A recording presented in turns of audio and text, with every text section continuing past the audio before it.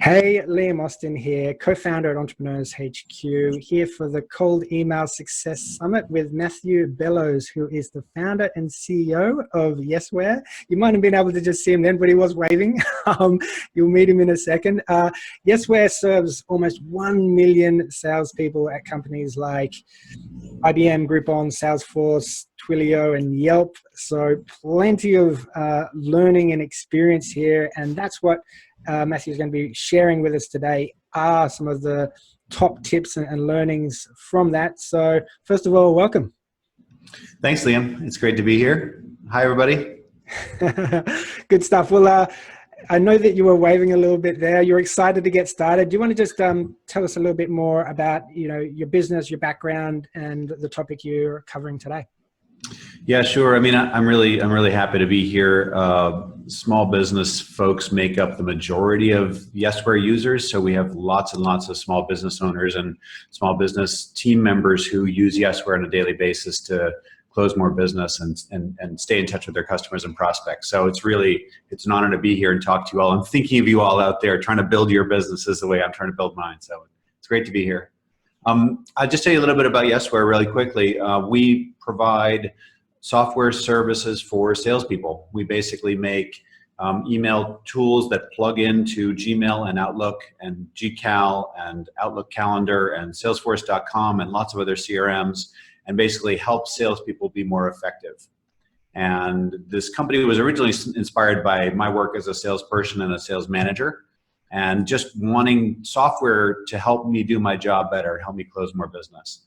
And so 6 years ago, I called up my co-founder Cashman and said, software for salespeople, and he was basically like, yeah, I can probably build that. And so we got rolling.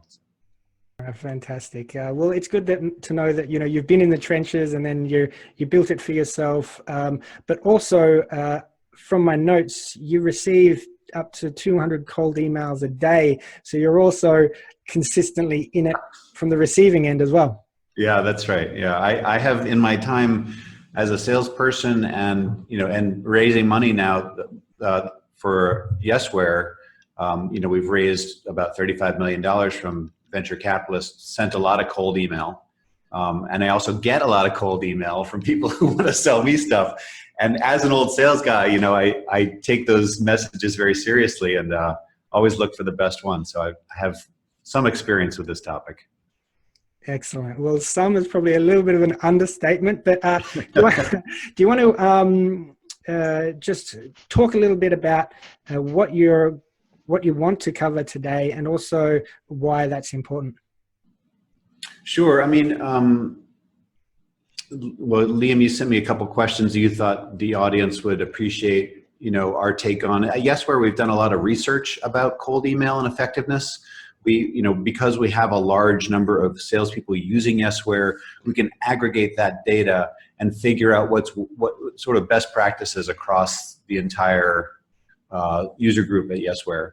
So I wanted to share some of that data with folks at the summit, and also just some personal tips and tricks that I've used that have worked for me. So kind of a combination of some stats and some data and some personal anecdotes that hopefully will help people be more successful. All right, fantastic. So data is always important, especially just trying to figure this out from the start. You want to be testing these things and understanding maybe what the benchmarks are. Where do you want to maybe start with this talk today? Well, I mean, I think your first question was sort of like, what's the one email tactic that's made the biggest difference in your career? And I mean, I think the team here and I talked about this quite a bit, and there is no single magic bullet. There's no single thing that's going to always work. And as you learn and try different techniques, like they'll have a degradation curve, like their effectiveness will drop off as you use it more and more. So you have to constantly be innovating. But if I had to pick one thing, it would be to spend a little extra time with each email to make it personal. That there are plenty of people and plenty of companies that basically blast out cold emails to dozens or hundreds of people a day. And like I'm not going to say that doesn't work. Like that is a tactic that works. But from my point of view, it's a very short-term solution, and it has the potential to really impact your company and your brand. It's basically spam, right? So I think what we really need to do as small business owners and people who are trying to build a company that we're proud of, that we're proud to work at, is spend a little extra time thinking, why would this person want to work with me? Specifically, what would that person gain from working with me? And then customize in a very simple but scalable way the message to each person so that they feel like you've taken the time and the energy to actually connect with them one-on-one. So if you can get your mind around not just uploading a list and blasting it out, and want to spend the extra 20, 30, 50 seconds sometimes on customizing, I think you'll get not only a better response rate, but also a better long-term benefit to your business.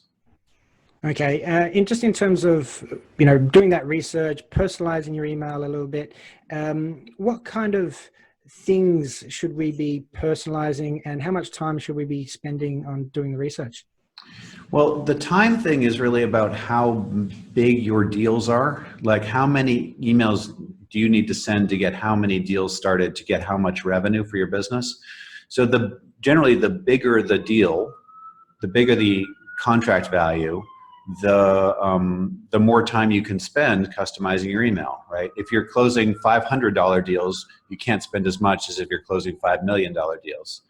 But it could be anything. I mean, the typical sort of things are like the sports team. Congrats on your latest sports team win. Things like that are kind of generic, but still show you that you're taking a little extra step above the hundreds of cold emails that I get a day, which are completely generic. I like even taking it one step further and finding something in this person's background that we relate to.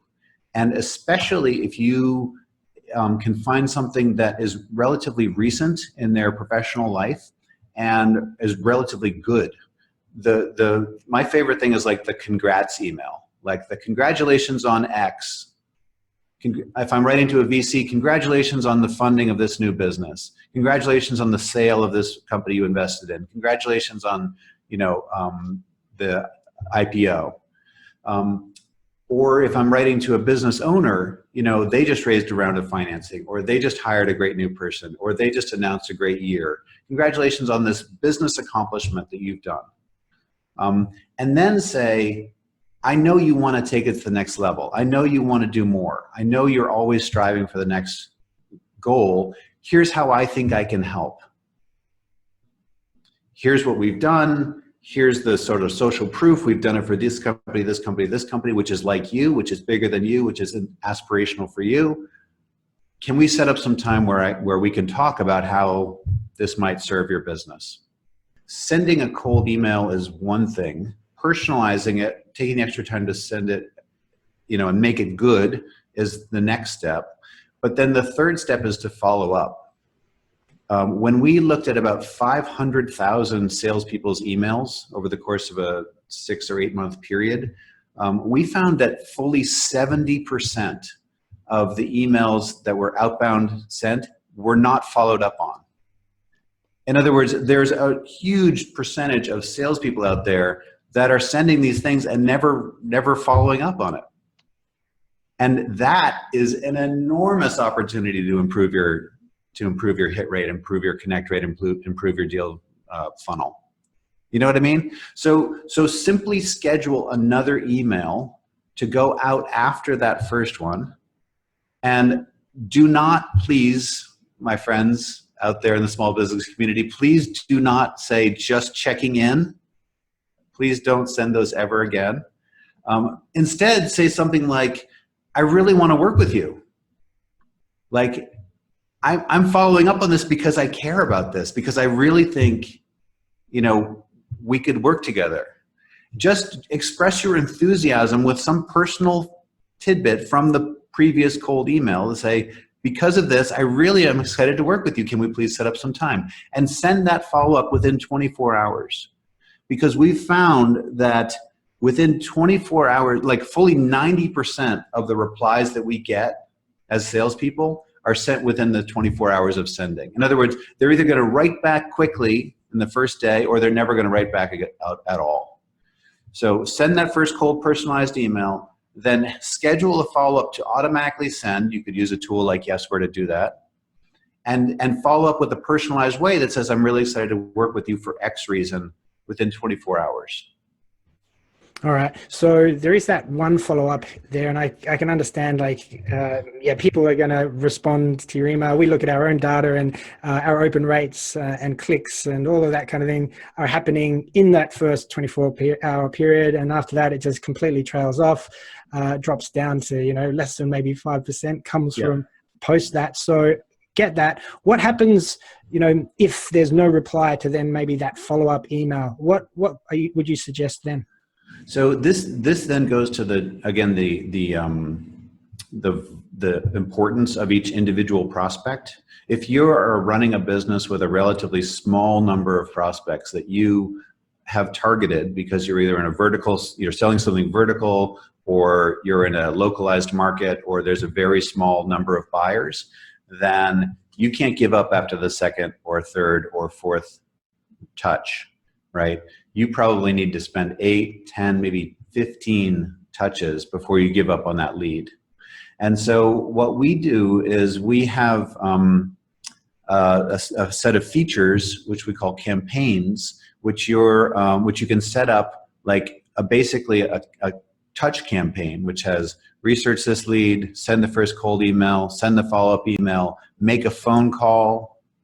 You know, if 3 days later you haven't heard back, make another phone call, then send a third email, then a fourth email. You know what I mean? Like, we can set up this plan, basically. It's like a playbook for helping salespeople to make sure they don't lose track of all the different prospects they have in the pipeline. So if you don't have Yesware and you're not using that, just have a spreadsheet of all the leads that you're trying to tackle, and you have a different column. First cold email, second cold follow-up within 24 hours, phone call, email, like over the course of a month and a half or 2 months. And frankly, like, if someone doesn't, well, if your lead's not that valuable, then maybe you drop it after 5. Okay, don't give up, then you give up after 5. But if the lead's very valuable and you're closing $1 million deals or even $100,000 deals, like, keep going for up to 10 touches. And then you give up, and then you just recycle that lead, put it back in the other worksheet, says, you know, revisit these guys in 6 months. All right. So Matthew, in terms of, you know, just trying to get an open from these emails, are there other tips apart from just personalizing that can maybe increase those open rates? Sure. I mean, going back to the research that we've done at Yesware, one of the really interesting findings was about your subject line, and basically keep it short. We looked at about 500,000 different prospecting emails and found that open rates drop about 50% when the subject line is longer than 5 words. So you know, you can imagine it yourself. If you put yourself in the recipient's shoes and you get these, you know, prospecting emails from people you don't know with this big long subject line, like, forget it, it's gone. So keep it very short, and then keep it timely. Like, keep it about the present moment or the near future. So we found referencing today's call or this week or recent announcement or something that's like fresh in their minds gets 35% higher open rates. Wow, that's huge. Okay, so you can tell that they haven't maybe templated it then. It is kind of, it's timely, it's relevant. It's like, okay, this person actually doing this now. This is about me. They care about what's going on in my life. And it's not only 35% higher open rates for that sort of timeliness aspect to your subject line, but 71% higher reply rates versus email subjects that don't, subject lines that don't reference time. Wow. Okay. So like, for me, open rate is important, but reply rate is really the essential thing, because it's one thing to know they read your email, but it's much better if they reply. So the sort of sense of urgency, sense of timeliness, sense of customization, again, really drives replies. And then third one, and this is maybe not as good for your first cold email, but for maybe your second or your third follow-up, next steps. Use the phrase next steps in your subject line, because we found on average that it netted about a 70% higher open rate and a 50% higher reply rate. People are driven by this sort of constant to-do, and the phrase next steps has resonance with people who are trying to build a business.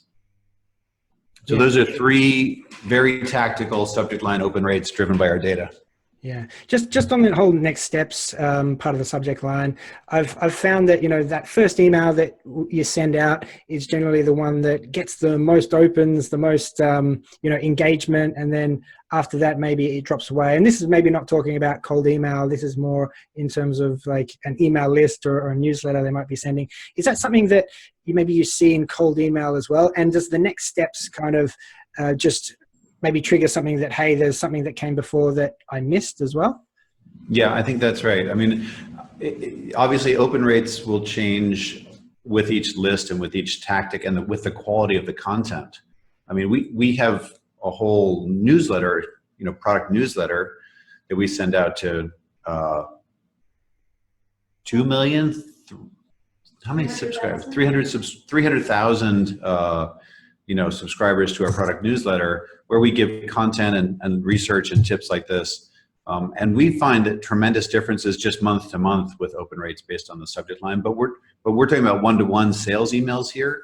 And so next steps just has a resonance with people. So I would say, like, for your third or fourth prospecting email in the chain, a next steps email is in the subject line is definitely worth trying. All right, great. And you're mentioning there, like, opens, all that kind of thing is great, but really what you want is a response or reply. You've mentioned maybe some tips there, but is there a certain time that we should be sending this out?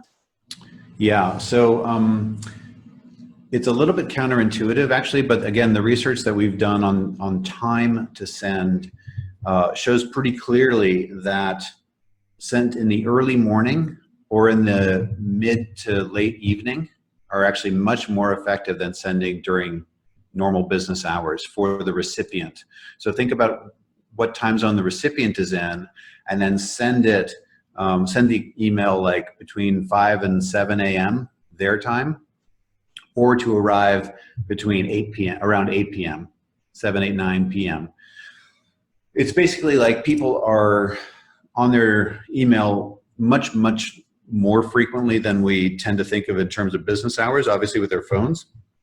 And people work a great deal, and so they're checking their email, and you're competing with fewer inbound messages and fewer meetings and other distractions if you send your message to arrive early in the morning or later in the evening. Also, Saturday turns out to be a great day to send emails, and typically, you know, business people think, oh, I'm not going to do anything. It's Friday afternoon, knock off and have a couple beers. But actually, startup people don't really think that way as much, but normal business people think that way.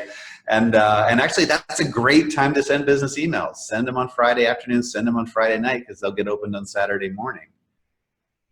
All right, great. So in terms of like the time to send, you're more likely to get a response during those hours, not even just open, but a response as well. So I think that's what really we should be aiming for. Just in terms of, I know this is probably based on data as well, but maybe your opinion on this.